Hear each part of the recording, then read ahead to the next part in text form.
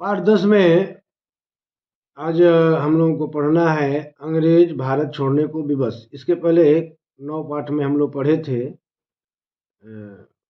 भारत के स्वाधीनता आंदोलन, और आज हम लोगों को पढ़ना है अंग्रेज भारत छोड़ने को विवश। तो आप लोगों को पढ़ाया गया था कि सविनय अवज्ञा आंदोलन गांधी जी ने चलाया था, और नमक तोड़ो कानून के बाद से उन्होंने शुरुआत किया था, डांडी यात्रा मार्च किया था, और जगह जगह पर सविनय अवज्ञा आंदोलन अपना जोर शोर पर चल रहा था। इन सब चीज़ों को देख करके ब्रिटिश पार्लियामेंट में 1935 ईस्वी में एक अधिनियम पारित हुआ, और उस अधिनियम में यह बताया गया कि हम भारतीयों को ज़्यादा से ज़्यादा अधिकार दे रहे हैं। तो पहला अधिकार उन्होंने दिया था कि केंद्र में अखिल भारतीय संघ की स्थापना होगी, और प्रांतों में जो सरकारें होंगी वो स्वायत्त होंगी, मतलब वो अपने राज्य के अंदर कुछ भी करने के लिए स्वतंत्र होगी, लेकिन उनकी आस्था संघ में बनी रहे, ऐसी व्यवस्था बनाई गई। और इस संघ में भारत के प्रांतों तथा जो देशी रियासतों के रजवाड़े थे, राजा थे, उनके प्रतिनिधि शामिल कर लिया गया। यह भी व्यवस्था बनाई गई कि जो केंद्र की विधायिका है उसमें प्रत्येक प्रांत से और प्रत्येक रियासतों से उनके प्रतिनिधि को शामिल किया जाएगा, और केंद्रीय विधायिका का अधिकार क्षेत्र से विदेश तथा रक्षा विभाग, इसको बाहर कर दिया गया। विदेश तथा रक्षा विभाग यह गवर्नर जनरल के अधिकार में दे दिया गया, और सारी व्यवस्था भी गवर्नर जनरल ही करते थे, और वे ब्रिटिश पार्लियामेंट के प्रति उत्तरदायी थे। तो इस अधिनियम की भारतीयों ने कटु आलोचना की, और उनका कहना था कि नहीं भाई, हमें तो पूर्ण स्वराज चाहिए। आप लोगों को मालूम होगा कि इसके पहले जब हम पढ़ाए थे तो उसमें आप लोगों को बताए थे कि जब प्रथम विश्व युद्ध चला था तो कांग्रेस के नेताओं ने भारत को उस प्रथम विश्व युद्ध में भाग लेने के लिए प्रोत्साहित किया, और उनका यह मानना था कि जैसे ही देश आज़ाद होगा, जैसे ही विश्व युद्ध समाप्त होगा, देश को अंग्रेज आज़ाद कर देंगे। लेकिन उनका यह सोचना गलत साबित हुआ, और प्रथम विश्व युद्ध की समाप्ति के बाद देश को आज़ादी नहीं मिली। और जब देश को आज़ादी नहीं मिली तो उसी के बाद असहयोग आंदोलन शुरू हुए थे। असहयोग आंदोलन, उसके बाद सविनय अवज्ञा आंदोलन, ये सब हम लोग पिछले पाठ में पढ़ चुके हैं। अब जब उसी समय एक घटना घटती है 1935 के बाद 1939 ईस्वी में द्वितीय विश्व युद्ध प्रारंभ हो गया, और ब्रिटिश सरकार पहले की बात फिर चाहती थी कि भारत को इस युद्ध में झोंका जाए, और इसका कांग्रेस ने विरोध किया। कांग्रेस नहीं चाहते थे कि भारत विश्व युद्ध में शामिल हो, लेकिन कांग्रेस से बिना विचार विमर्श किए भारत को युद्ध में शामिल करने का निर्णय ब्रिटिश पार्लियामेंट ने, ब्रिटिश सरकार ने ले लिया। और अक्टूबर 1939 में जब यह निर्णय ले लिया गया तो जितने भी कांग्रेस के प्रतिनिधि थे, मंत्रिमंडल में शामिल थे, सब लोगों ने त्यागपत्र दे दिया। और त्यागपत्र दे देने के बाद गांधी जी ने फिर से आंदोलन शुरू कर दिया, और एक हमारे यहाँ सबसे महान संत हुए हैं विनोबा भावे। उन्होंने अपना पूरा संपत्ति देश की लड़ाई में न्यौछावर कर दिया था। तो युद्ध के विरोध में उन लोगों ने सत्याग्रह करने की योजना बनाई, और प्रथम सत्याग्रही विनोबा भावे को माना जाता है। आपसे प्रश्न पूछा जाएगा कि प्रथम सत्याग्रही कौन थे, तो आपका जवाब होना चाहिए कि प्रथम सत्याग्रही विनोबा भावे थे। उसके बाद उनके साथ में शामिल हुए चक्रवर्ती राजा गोपालचारी, पंडित जवाहरलाल नेहरू, सरदार वल्लभ भाई पटेल, मौलाना अबुल कलाम आज़ाद, और इन सत्याग्रहियों ने जनता में यह संदेश पहुंचाया कि अंग्रेजों को युद्ध में कोई सहायता न दी जाए। ये सब चीज़ें घटना घटी रही थी। तो व्यक्तिगत सत्याग्रहियों का नारा था कि युद्ध में सहायता नहीं करना है, ब्रिटिश सरकार के आदेश का पालन नहीं करना है। और कांग्रेस ने पूर्ण स्वराज के संकल्प को फिर से दोहराया। तो ये हम लोग पढ़ रहे हैं, अंग्रेज भारत छोड़ने को क्यों विवश हुए। जब इतनी सारी घटनाएं घटने लगी तो अंग्रेजों के भी दिमाग में यह बात आने लगी कि अब इस देश में रहना मुश्किल ही नहीं, नामुमकिन है।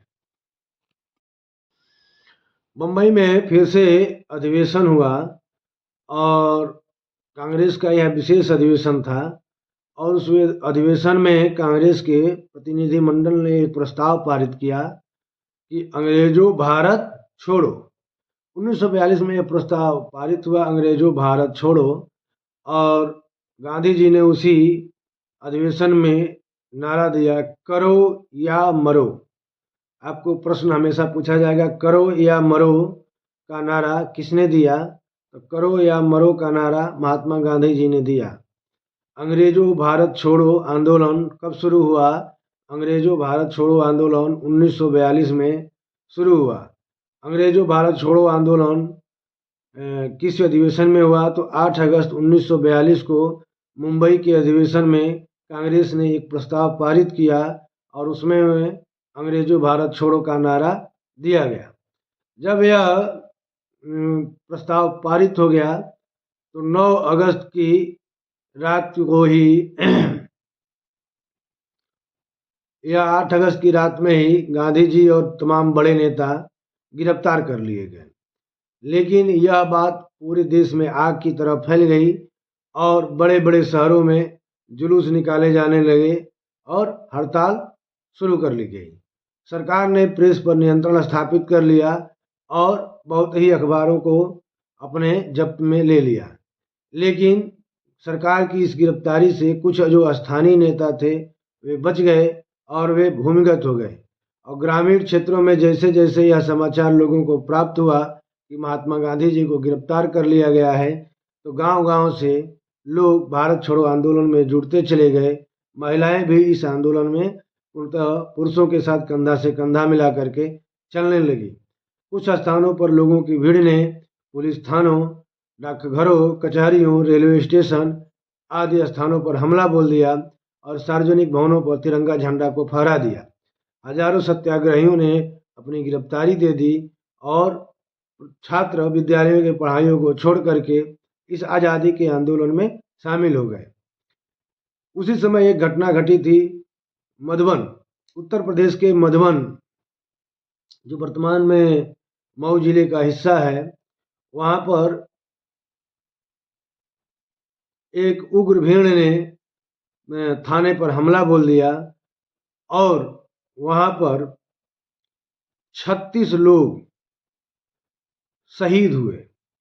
और उन 36 लोगों के शहीद होने में की सबसे बड़ी खासियत ये थी कि किसी भी व्यक्ति के पीठ, पैर या पेट पर गोली नहीं लगी थी।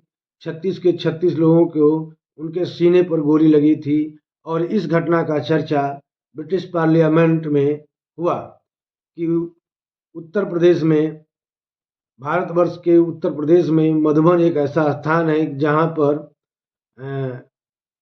भारत छोड़ो आंदोलन के दौरान वहाँ की ग्रामीण जनता ने थाने पर हमला बोला और जब थाने से गोली का आदेश हुआ तो लोग सामने आकर के अपना सीना खोल करके खड़े हो जाते थे और कहते थे लो गोली मारो, और सब लोग अपने अपने सीने पर गोली खाना शुरू कर दिए थे। तो इस घटना के बाद वहाँ के लोगों ने यह निश्चय कर लिया कि अब भारत में हम लोग रह नहीं पाएंगे।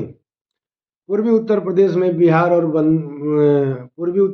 और बिहार में पूरे देश से ज़्यादा अत्यधिक आंदोलन उग्र हो गया था। बिहार का जो गवर्नर थे वो भाग करके वाराणसी में आकर के शरण लिए और बलिया, जिसको हम लोग बागी बलिया जानते हैं, आज भी बागी बलिया के नाम से मशहूर है, वहाँ पर चित्तू पांडे के नेतृत्व में 1942 ईस्वी में ही वहाँ के कलेक्टर को हटा दिया गया और वहाँ के कलेक्ट्रेट पर भारतीय तिरंगा फहरा दिया गया। तो इस तरीके से जो घटनाएं घटी, लेकिन भारत के लगभग सभी भागों में जन विद्रोह तथा जो क्रांति फैली थी और अंग्रेजी सरकार उसको कुचलने का प्रयास करने लगी। गांधी जी को जब यह पता चला कि अंग्रेजी सरकार दमन कर रही है तो गांधी जी 21 दिन का उपवास किए। जब जेल में ही गांधी जी थे तो गांधी जी की पत्नी जो थी कस्तूरबा, उनकी मृत्यु हो गई और गांधी जी का स्वास्थ्य गिरता गया और उनके गिरते स्वास्थ्य को देख करके ब्रिटिश सरकार ने उन्हें जेल से मुक्त कर दिया। तो ये सब घटनाएं घट रही थीं। उसी समय ब्रिटिश साम्राज्य को ध्वस्त करने के लिए एक और द्वितीय पंक्ति के जो नेता थे श्री जयप्रकाश नारायण, अच्युत पटवर्धन और श्रीमती अरुणा आसफ अली, ये बड़े राष्ट्रीय नेता थे और ये भूमिगत होकर के अपने अपने ढंग से कार्य कर रहे थे और इनके जोशीले नारों के और इनके साहित्य वितरण के से जो देश के जो नौजवान थे ये इनके पीछे चल रहे थे। और उसी में एक नवयुवक थे हेमू कालाड़ी। हेमू 23 अक्टूबर सन 1942 की रात में रेलगाड़ी में से ले जाए जा रहे थे। ब्रिटिश फौज तथा शस्त्रों को नष्ट करने का उन्होंने प्रयास किया था और इसके विरोध में उनको फांसी की सज़ा दी गई थी। तो ये सब घटनाएं घट रही थीं। इसी बीच देश में विद्रोहियों का एक भूमिगत ढांचा भी तैयार हो गया था और उसमें अरुणा आसफ अली के साथ साथ राम मनोहर लोहिया, सुचेता कृपलानी, बीजू पटनायक और आरपी गोयना, ये लोग सब लोग देश में भूमिगत होकर के और इस भारत छोड़ो आंदोलन का नेतृत्व कर रहे थे। उस समय देश में अब गृह युद्ध जैसा माहौल हो गया था। सरकार का लॉ एंड ऑर्डर धीरे धीरे फेल हो रहा था। आज़ाद हिंद फौज का नाम आप लोगों ने सुना होगा। तो आज़ाद हिंद फौज के संस्थापक या उनके नेता, ये आप समझिए, हालांकि आज़ाद हिंद फौज की स्थापना रास बिहारी बोस ने की थी, लेकिन उसको प्रसिद्धि दिलाने का काम और उसको उसके मुकाम तक पहुंचाने का काम हमारे नेताजी सुभाष चंद्र बोस जी ने किया था। तो सुभाष चंद्र बोस जी ने एक फॉरवर्ड ब्लॉक नामक संगठन बनाना शुरू किया और उसमें नवयुवकों को शामिल करना शुरू कर दिया। उनके इस प्रयास को अंग्रेजों ने देखा तो उन्हें नज़रबंद कर दिया, लेकिन बड़ी ही चतुराई से वे अपने नज़रबंदी के दरमियान निकले और गोपनीय तरीके से भारत से निकल गए और वो काबुल होते हुए जर्मनी, जापान पहुँचे और वहाँ पहुँच करके उन्होंने आज़ाद हिंद फौज की कमान को संभाला। और द्वितीय विश्व युद्ध में जो जर्मनी द्वारा बनाए गए भारतीय युद्धबंदी थे, तो वे सब लोग स्वेच्छा से आज़ाद हिंद फौज में भर्ती हुए और उन लोगों ने भारत को आज़ाद कराने के लिए संकल्प लिया। और इसके बाद सुभाष चंद्र बोस जी ने अपने अनुयायियों को कहा, जय हिंद, दिल्ली चलो, और सब लोग उनको प्यार से नेताजी कहने लगे। और 4 जुलाई 1944 को आज़ाद हिंद रेडियो पर बोलते हुए उन्होंने गांधी जी को संबोधित किया। उन्होंने कहा कि भारत की स्वाधीनता का आखिरी युद्ध शुरू हो चुका है। राष्ट्रपिता भारत की मुक्ति के इस पवित्र युद्ध में हम आपका आशीर्वाद और शुभकामनाएं चाहते हैं। सुभाष चंद्र बोस ने भारतीयों को संघर्ष में शामिल होने का आह्वान किया और उन्होंने कहा कि तुम मुझे खून दो, मैं तुम्हें आज़ादी दूंगा। यह नारा भारतीयों के रग रग में गूंजने लगा और उनके इस आह्वान पर आज़ाद हिंद फौज का एक अभियान चलाया गया और उस फौज में लाखों लोग सैनिक बनने के लिए चले। लेकिन दुर्भाग्य हुआ, द्वितीय विश्व युद्ध में 1945 में जापान में क्या पराजय हो गया और उसी समय नेताजी सुभाष चंद्र बोस के एरोप्लेन में दुर्घटना घटी और सुभाष चंद्र बोस जी का विवादास्पद मौत हो गया। और इस तरीके से आज़ाद हिंद फौज द्वारा चलाया गया अभियान पूर्णतः सफल नहीं हो पाया। 1946 में अंग्रेजी सरकार के नौसेना में भारतीय नौसैनिकों ने बगावत कर दिया और जगह जगह हड़तालें होने लगीं और आखिर में ब्रिटिश पार्लियामेंट की सरकार ने हार मान लिया और भारत की विद्रोही जनता को अब यह कह दिया कि अब आपको आज़ादी मिलेगी और उसके लिए आप लोग अपना कोई एक संविधान बनाइए। उस संविधान बनाने की दिशा में डॉक्टर भीमराव अंबेडकर जी की अध्यक्षता में एक प्रारूप समिति बनी कि किस प्रकार का संविधान बनेगा और ये वह संविधान 2 वर्ष 11 माह 18 दिन में बन के तैयार हुआ। और इसी बीच 15 अगस्त 1947 को हार मान करके अंग्रेजों ने इस देश को आज़ाद कर दिया। तो ये सब आज़ादी की घटनाएं थीं और इस चीज़ को आप लोगों ने जाना, सुना, समझा।